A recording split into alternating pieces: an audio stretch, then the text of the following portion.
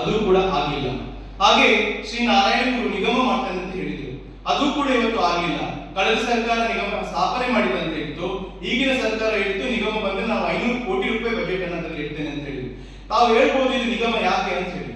ಒಬ್ಬ ಕಟ್ಟ ಕಡೆಯಲ್ಲಿ ಇರ್ತಕ್ಕಂಥ ಒಬ್ಬ ವ್ಯಕ್ತಿಗೆ ಒಂದು ಮೂಲಭೂತ ಸೌಕರ್ಯ ಸಿಗಬೇಕು, ಒಂದು ಹಿಂದುಳಿದ ವರ್ಗದಲ್ಲಿ ಹುಟ್ಟಿದಂತಹ ಒಬ್ಬ ಕ್ರೀಡಾಪಟು ಇರ್ಬೋದು ಅವರಿಗೆ ಒಂದು ಪ್ರೋತ್ಸಾಹ ಸಿಗಬೇಕು, ಹಾಗೆ ಒಬ್ಬ ಹಿಂದುಳಿದ ವರ್ಗದಲ್ಲಿ ಇರ್ತಕ್ಕಂಥ ಒಬ್ಬ ಯಾವುದೇ ಒಂದು ವಿದ್ಯಾರ್ಥಿಗೆ ಅವನ ಮುಂದಿನ ಒಂದು ಒಳ್ಳೆಯ ವಿದ್ಯೆಯನ್ನು ಮಾಡಲಿಕ್ಕೆ ಅವನಿಗೆ ಈ ಒಂದು ನಿಗಮದಲ್ಲಿ ಸಹಕಾರ ಆಗಬೇಕೆನ್ನುವ ನಿಟ್ಟಿನಲ್ಲಿ ಈ ನಿಗಮ ಸ್ಥಾಪನೆ ಆಗಬೇಕಂತ ಹೇಳಿ.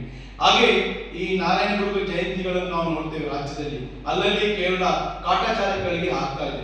ನಾನು ಮೊನ್ನೆ ಜಿಲ್ಲಾಧಿಕಾರಿ ಅವರ ಮುಂದೆ ಹೇಳಿದೆ, ನೋಡಿ ನೀವು ಯಾವುದೇ ಒಂದು ನಮ್ಮ ನಾರಾಯಣ ಗುರುಗಳ ಜಯಂತಿಯನ್ನು ಮಾಡುವ ಸಂದರ್ಭದಲ್ಲಿ ನೀವು ಇವತ್ತು ನಮ್ಮ ಕಾಲೇಜಿನ ಮಕ್ಕಳಿರ್ಬೋದು ಅಥವಾ ಶಾಲಾ ಮಕ್ಕಳನ್ನು ಎಲ್ಲ ಕರೆದು ಒಂದು ಅವರಿಗೆ ಒಂದು ಒಳ್ಳೆಯ ಈ ಗುರುಗಳ ಸಂದೇಶವನ್ನು ಕೊಡ್ತಕ್ಕಂಥದ್ದು. ಅವರು ಹೇಳಿದ್ರು ವಿದ್ಯೆಯಿಂದ ಸ್ವತಂತ್ರರಾಗಿರಿ ಅಂತ ಹೇಳಿ. 170ನೆಯ ಒಂದು ಜಯಂತಿಯನ್ನು ಅರ್ಥಪೂರ್ಣವಾಗಿ ಆಚರಣೆ ಮಾಡಬೇಕೆನ್ನುವಂತಹ ನಿಟ್ಟಿನಲ್ಲಿ ಉಡುಪಿ ಜಿಲ್ಲಾ ಬಿಲ್ಲವ ಯುವ ವೇದಿಕೆ ಒಂದು ಅರ್ಥಪೂರ್ಣವಾದ ಒಂದು ಕಾರ್ಯಕ್ರಮವನ್ನು ಹಮ್ಮಿಕೊಂಡಂಥದ್ದು. ಗುರುಗಳು ಬಹಳಷ್ಟು ಸಂದೇಶಗಳನ್ನು ಕೊಟ್ಟಿದ್ದಾರೆ. ಆ ಸಂದೇಶವನ್ನು ಯುವ ಜನತೆಗೆ ಅದನ್ನು ಸಾರಬೇಕು.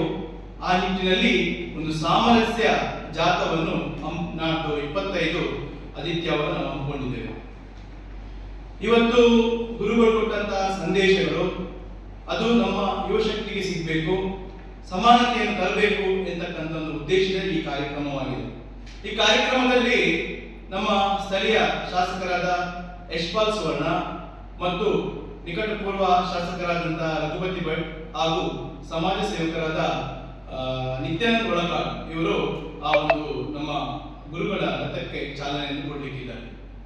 ಈ ಒಂದು ರಥ ನಮ್ಮ ಉಡುಪಿ ಬನ್ನಂಜೆ ಬಿಲ್ಲವ ಸಂಘದಿಂದ ಹೊರಟು ನಂತರ ಸಿಟಿ ಬಸ್ ಸ್ಟ್ಯಾಂಡ್ ಆಗಿ ಹಾಗೆ ನಮ್ಮ ಕೋರ್ಟ್ ರೋಡ್ ಮೂಲಕ ಅಜ್ಜರಕಾಡ್ ಆಗಿ ಹಾಗೆ ಅಂಬಲ್ಪಾಡಿ ಬೈಪಾಸ್ ಮೂಲಕ ರಾಷ್ಟ್ರೀಯ ಹೆದ್ದಾರಿಯ ಮೂಲಕ ಅಂಬಾಗೆ ಜಂಕ್ಷನ್ ವರೆಗೆ ಬಂದು ಅಂಬಾಗಿನಿಂದ ಗುಂಡಿಬೈಲು ಕಲ್ಸಂಕವಾಗಿ ಪುನಃ ಅದು ಬನ್ನಂಜೆಗೆ ಬಂದು ಸೇರಲಿದೆ.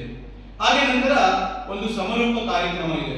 ಈ ಸಮಾರೋಪ ಕಾರ್ಯಕ್ರಮದಲ್ಲಿ ಸಮಾಜದ ರಾಜಕೀಯ ನಾಯಕರು ಮತ್ತು ಸಮಾಜದ ಮುಖಂಡರ ಒಂದು ಸಮ್ಮುಖದಲ್ಲಿ ನಾವು ಸಭೆಯನ್ನು ಮಾಡಲಿಕ್ಕಿದ್ದೇವೆ. ಈ ಒಂದು ಸಭಾ ಕಾರ್ಯಕ್ರಮದಲ್ಲಿ ನಾರಾಯಣ ಗುರುಗಳ ಒಂದು ಅನುಯಾಯಿಗಳಿರ್ಬೋದು ಅಥವಾ ನಾರಾಯಣ ಗುರುಗಳ ಒಂದು ಯಾರು ಭಕ್ತಾದಿಗಳಿರ್ಬೋದು ಮತ್ತು ನಮ್ಮ ಸಮಾಜದ ಬಾಂಧವರೆಲ್ಲ ಭಾಗವಹಿಸಲಿಕ್ಕಿದ್ದಾರೆ.